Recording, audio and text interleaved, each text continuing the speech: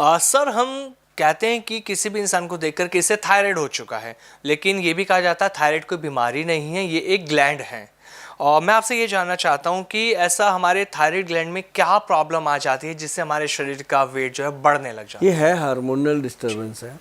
जब ना अच्छा जो थायराइड है ना, हमारा जो थायराइड ग्लैंड है, ये इस पे निर्भर करता है हमारा पूरा स्वास्थ्य, पूरी सेहत इस पर निर्भर करती है। आपकी हाइट कैसे बननी है, आपका ग्रोथ कैसे होना है, आपकी बॉडी का ग्रोथ, सब कुछ इसी के हाथ में है।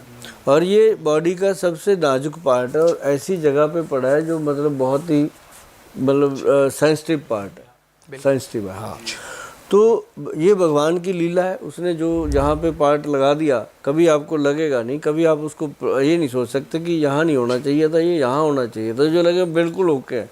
अब बंदा मकान बनाता है, 10 लोग आके नुक्स निकालते हैं, ये बाथरूम यहाँ नहीं होना चाहिए था, ये यहाँ होना चाहिए। भगवान ने जो यहाँ फिट कर दिया, किसी की हिम्मत नहीं है उस बात को चेंज करने की, सोच भी जाए यार नाक यहाँ नहीं होना चाहिए था, यहाँ होता तो क्या बात होती। तो ऐसी हर चीज़ का एक सही स्टिक है कि वो थायराइड ग्लैंड जो है वो सचमुच आपकी बॉडी का एक संचालन करने वाला एक ऑर्गन है, सही मायनों में। अब किसी का वज़न कम होता है जब थायराइड का ग्लैंड डिस्टर्ब होता है, किसी का बढ़ जाता है। तो लेकिन ज़्यादातर लोगों का वज़न बढ़ता है, कम होने वाले बहुत कम होते हैं, वो सूख ही जाते हैं।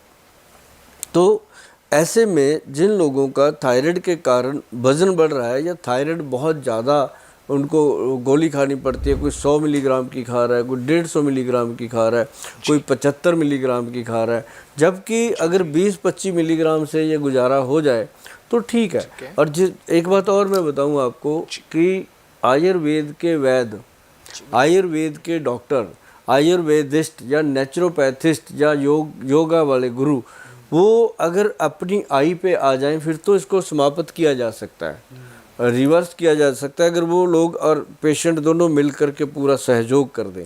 हो नहीं पाता, मैं आपको बता दूं। हर 10-15 मिनट में यहाँ से कुछ नीचे जाता ही जाता है, उसको रोक नहीं सकता कोई, है ना। तो वैद्य भी उतना समय नहीं दे पाते जितना उसके लिए चाहिए।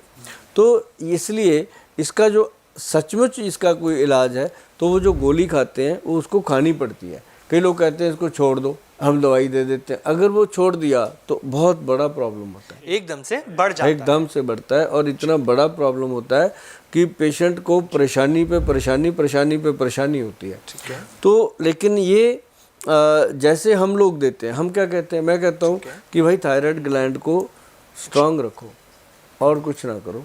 स्ट्रांग रखने के लिए सबसे बेहतर है काली मिर्च, सौंठ और मग पीपल, 3 चीज़ें हैं, चौथी कोई चीज़ ही नहीं। गुल साहब ये मग पीपल है क्या चीज़? ये मगे होती हैं इतनी लंबी लंबी, अगर आपको लगे कि नहीं पता चल रहा, आप जो भी इंसान हिंदुस्तान का हिंदुस्तानी है उसको पता है मग पीपल का, लेकिन कई बार उसको नाम कुछ और लेता है। तो मैं कहता हूँ कि मग पीपल जो है उसको गूगल पे जाएं, मग पीपल लिखें, आपके सामने फ़ोटो आएगी, इतने लंबे लंबे से होते हैं। गुल साहब क्या, जैसे मैं समझ पा रहा हूँ, ये छोटी पीपली और बड़ी पीपली जिसे कहते हैं, क्या ये वही है? हाँ हाँ, वही पीपली वही होती है ना। अच्छा, तो वो वाली, उसका जो टेस्ट होता है वो काली मिर्च वाला ही होता है, सेम टेस्ट आता है उसका भी। तो वो मग पीपल, काली मिर्च और सौंठ का पाउडर, तीनों को बराबर मात्रा में मिला के बना के रख लो। एक चुटकी भर ऐसे करके खाना खाने से पहले तुरंत मुंह में रख करके चूसना शुरू करो। अच्छा। ये फिर सलाइवा से मुंह भर जाता है।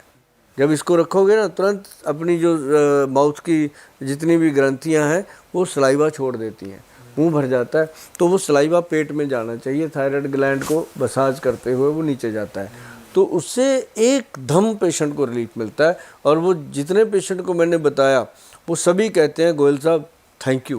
मतलब ये थैंक यू बड़ी मुश्किल से मिलता है, क्योंकि ये पेट से निकलता है थैंक यू, ये ऐसे नहीं लिया जाता किसी से, पैसे दे के थैंक यू नहीं मिलता,